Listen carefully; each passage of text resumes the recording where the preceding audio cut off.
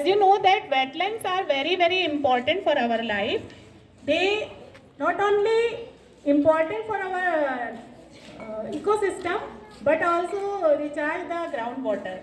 So tell us, so in this regard, to tell us more information, students of 9th and 11th are going to present a street play. So I invite Riddhima in this regard.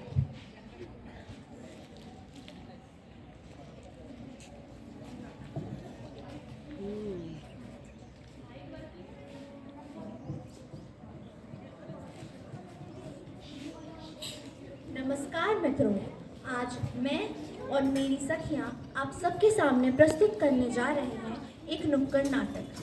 आशा है कि आपको ये पसंद आएगा, तो चलिए शुरू करते हैं।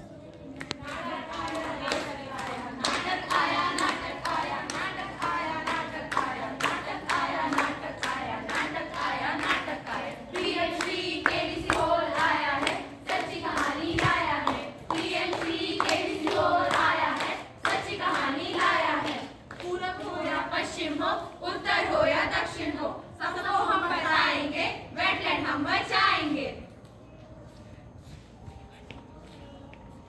अरे ध्यान से, यहाँ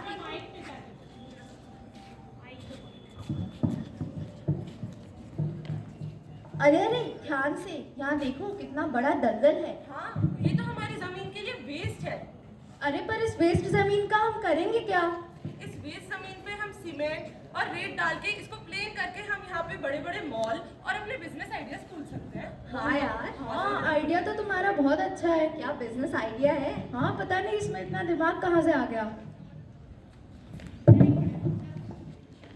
क्या सोच रहे हो मेंढक भाई? बीवर भाई, मैं सोच रहा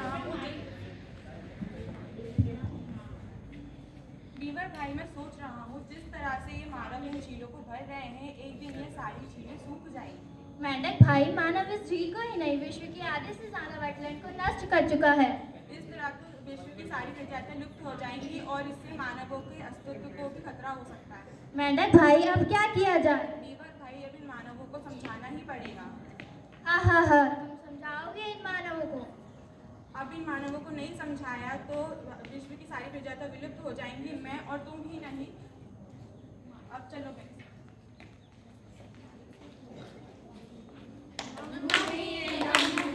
हमारी प्यारी नम भूमि, नम भूमि ये नम भूमि, हमारी प्यारी नम भूमि।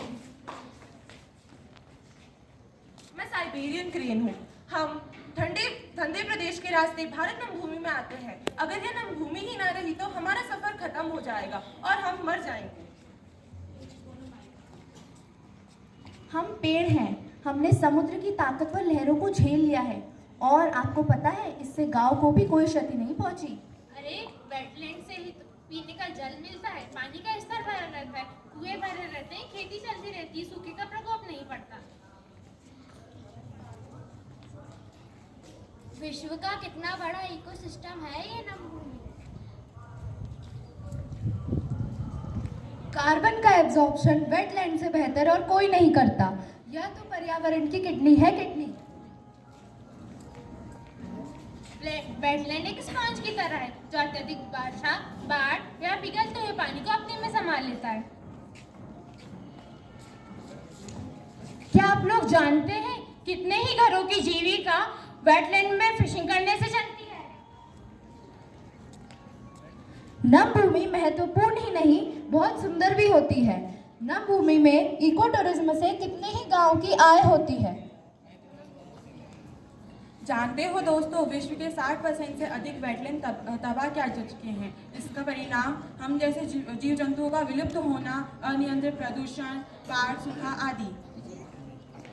आइए अब हम सब बताते हैं आपको वेटलैंड बचाने के तरीके। नम भूमि में आते हुए पानी के स्रोत को कभी ना रोकें।